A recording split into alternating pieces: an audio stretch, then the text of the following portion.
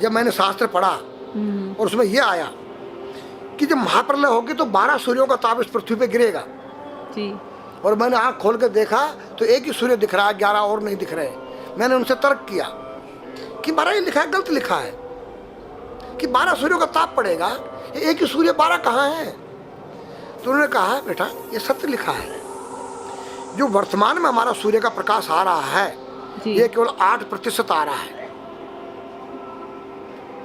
92% ozone पृथ्वी पर रुक जा रहा है, जो अल्ट्रावायलेट किरणें जिसको कहते हैं। ओके। यहाँ केवल 8 आ रहा है विटामिन डी को लेकर, रेडियम से युक्त होकर। जब ओजोन परत फट जाएगा, टूट जाएगा तो 12 अट्ठे 96 डिग्री जब तापमान आएगा तो 12 सूर्यों का ताप पड़ेगा, ये पूरी पृथ्वी आग का गोला बन जाएगी। नागा का स्वरूप है जी, ये महादेव का स्वरूप है जी, एक बालक का स्वरूप है जी। बालक में क्या चीज नहीं होती है? निर्मल मन जन सो मोई पावा, मोये छल छिद्र कपट नहीं सुहावा। तो बच्चे के दिल के अंदर न काम है, न क्रोध है, न लोभ है, न मोह है, न मद है। और नंगा किस तेरी गोद में बैठ जाए, नंगा उसकी गोद में बैठ जाए। तो नागा का रूप एक बालक का स्वरूप होता है जिसके अंदर से विकार रहित हो जाए, उसका नाम नागा है, सन्यासी है, संन्यासमया, तीनों गुणों से रहित हो जाना। ये जो गांजा भांग है ये क्या करता है? तुम्हारी मनोशक्ति को जो है बुरे कामों से डरा देता है, या तो कोई यूज करके देखे। दारू जो है वो तुम्हारी मनोशक्ति को उत्तेजित करता है, पिछली बातों को याद दिलाता है। दूसरा तुम्हारी जो है भांग गांजा तुम्हारी काम वासना को जो है दबा देता है। तो नारी के नंगे स्वरूप को 5 व्यक्ति देख सकते हैं। मेरे पास एक डिश है और जो चुटिया होती है वो एंटीना है, जो तुम्हारे जो यहाँ से कुछ तरंगे बाहर को जाती हैं, कुछ अंदर को आती हैं। 5 कर्मेंद्री, 5 ज्ञानेंद्री, 10 उस रथ के घोड़े हैं और बुद्धि रूपी उसमें लगाम है और ज्ञान रूपी चाबुकर बोलने वाला इसमें स्वयं सारथी कृष्ण है। तो आज हमारी संस्कृति बदली गई। ये आज हमारे लड़के लोग खड़े होकर पेशाब कर रहे हैं, ये हमारी संस्कृति नहीं है। न मुसलमानों की संस्कृति है, न हिंदू की खड़े होकर पेशाब करना। जैसे अगस्त मुनि ने 3 चलू में समुद्र पी दिया। मैंने पूछा महाराज वो मामा जी का कितना बड़ा पेट था? वो पृथ्वी पे रहता था, क्या पृथ्वी से बड़ा था उसका पेट जो सारे समुद्र पी गया? मैंने कहा नहीं बेटा, वो एक साइंटिस्ट थे, उस काल के वैज्ञानिक थे। उन्होंने ऐसा केमिकल डाल दिया कि पानी के 2 भागों में बढ़ गया, H2O हो गया और वो आकाश में उड़ गया। आज का जो नौजवान है ये साइंसवादी है, ये हमारी भौतिकवादी और जो हमारी धार्मिक आध्यात्मिकवाद को नहीं मानेगा। इसको तुम साइंस के द्वारा आध्यात्मिकवाद को मनवाएगा तो मानेगा। जैसे मैं सूर्य को जल देख करके मैं हर बीमारी का इलाज कर देता हूँ। बताओ कैसे? कैसे बाबा? सूर्य उदय हो रहा है, ये जैसे सूर्य मान लो इसको जी, और मैं यहाँ खड़ा हूँ तो हम दोनों एक ही डिग्री पर हैं जी, सीधा। इसकी जो किरण आ रही है वो सीधी आएगी। जी, मैंने स्नान किया, जी, मेरा बदन गीला है जी, और मैंने तांबे के लोटे में जल भरा तो तांबा कॉपर है, कॉपर में जब जल भर दिया तो कॉपर वाटर हो गया। राइट। और मैं अपने सिर के ऊपर से गिराया जी, और सूर्य का प्रकाश उसमें विटामिन डी रेडियम को लेकर टकराया जी, तो क्या बनेगा? रेनबो बनेगा, इंद्रधनुष बनेगा, 7 कलर बनेंगे। जो हमारे 7 कहते सूर्य के 7 घोड़े हैं। अब उसको जो हरा रंग है वो क्लोरोफिल का है, जो पत्तियों में पाई जाती है, विटामिन डी और रेडियम से लैस है। वो मेरे मस्तक पे, मेरी आँख पे, मेरे कंठ पे, मेरे हृदय पे, मेरे फेफड़े पे, मेरे लीवर पे, मेरे पित्त पे, मेरे आमाशय पे, मेरे गुर्दों पे जब वो गिरेगा क्या करेगा? ऐसे 6 रंग कलर और बचे हैं, बैंगनी है, ऑरेंज है, नीला है। तो ये क्या करेंगे? किस चीज़ के प्रतीक है? जब हरा रंग क्लोरोफिल का है और डॉक्टर कहता है हरी पत्तियां खाओ, सब्जियां खाओ, उसमें आपको आयरन मिलेगा।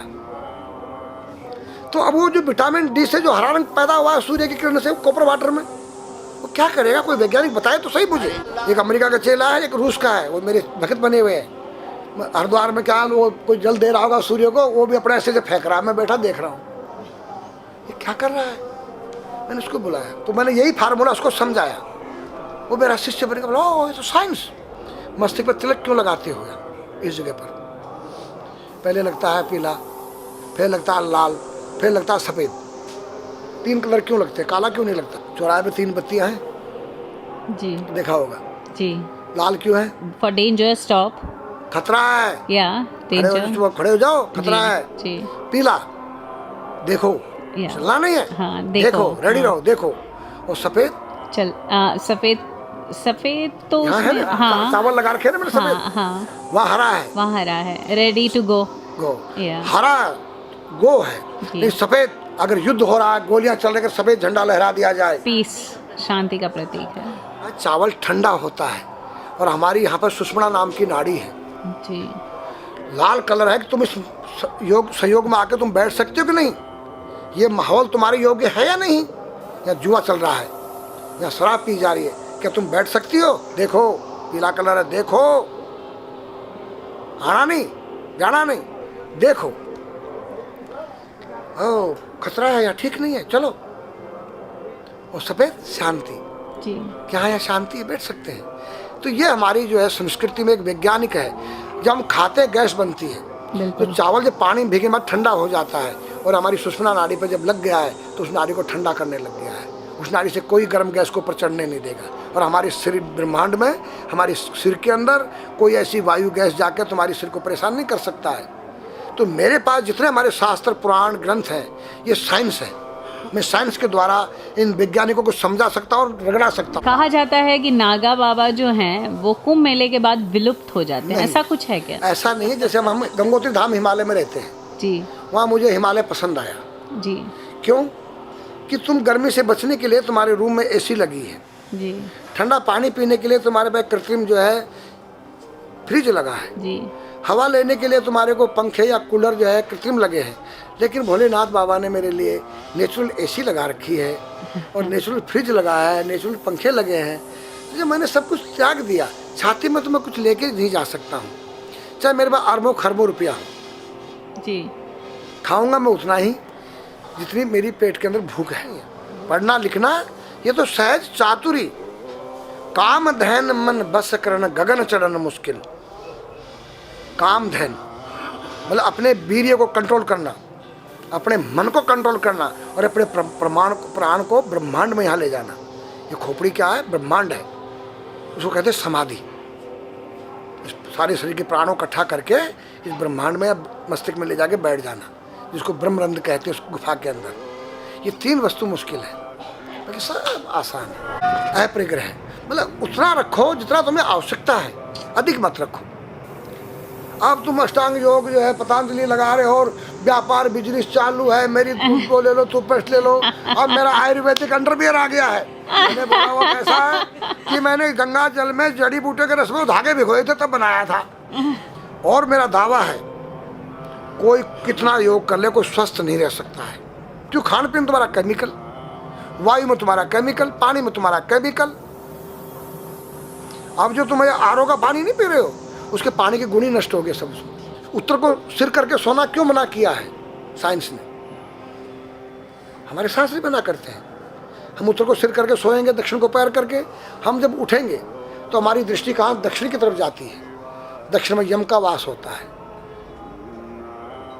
और जब दक्षिण को सिर करके सोएंगे तो हमारा मुंह उत्तर को जाएगा। उत्तर हिमालय है, भगवान शिव का कैलाश है। साइंस कहता है कि पृथ्वी के उत्तर ध्रुव दक्षिण ध्रुव है। पृथ्वी कैसी है पता है? तेरा सिर, सेम तेरा चेहरा 23.5 डिग्री के अंश पर है। ये थोड़ी सी चुटिया नाप लेना अपनी प्रकार लेकर के, तुम भी नाप लेना, तुम भी नाप लेना, मैं भी नाप लूँ चाहे। ये थोड़ी सी चुटिया 90 पर नहीं है, ऐसे तिरछी झुकी हुई है। ये चुटिया, ये ठोड़ी है, 66.5 डिग्री कोण बनाती है। तो ये जो चुंबकीय मैग्नेट पावर है उत्तर से नॉर्थ से साउथ तक, हम जब सिर उत्तर की तरफ करेंगे तो ये नॉर्थ है, वो नॉर्थ है, नॉर्थ को नॉर्थ धक्का मारेगा तो तुम्हारे दिमाग में और तुम्हारे हार्ट में डिस्प्रोजन होगा और बैलेंस बिगाड़ेगा। इसलिए साइंस भी कहता है कि उत्तर की ओर सिर मत करो, और हमारे शास्त्र भी कहते हैं कि उधर मत करो, नीचे उधर दक्षिण की तरफ यम का वास है, उनकी तरफ दृष्टि पड़ती उठते ही। मतलब एक कहने का फर्क है, एक चीज़ एक ही है। आज हमारे पास योग की विद्या थी, वो गायब हो चुकी है। अब तो जो थोड़ा सा कोई एक चूहा था, वो दुकान में गया, उसको एक हल्दी कंकर मिल गया, बोला हम पंसारी हो गया है। हल्दी मिल जाने से पंसारी बन गया। जो पीटी स्कूल में कभी किया होगा आप लोगों ने, पढ़ा होगा स्कूल हाँ में, जी। उसी को योग कह रहे हैं। योग क्या है? भगवान कृष्ण के पास था, उज्जैन गए थे संदीपनी ऋषि के पास सीखने के लिए। एक ही समय में 16,808 राणियों के साथ बात कर रहे हैं, अलग अलग रूप में। योग से अनेक रूप बन सकते हैं। योग हनुमान जी के पास था।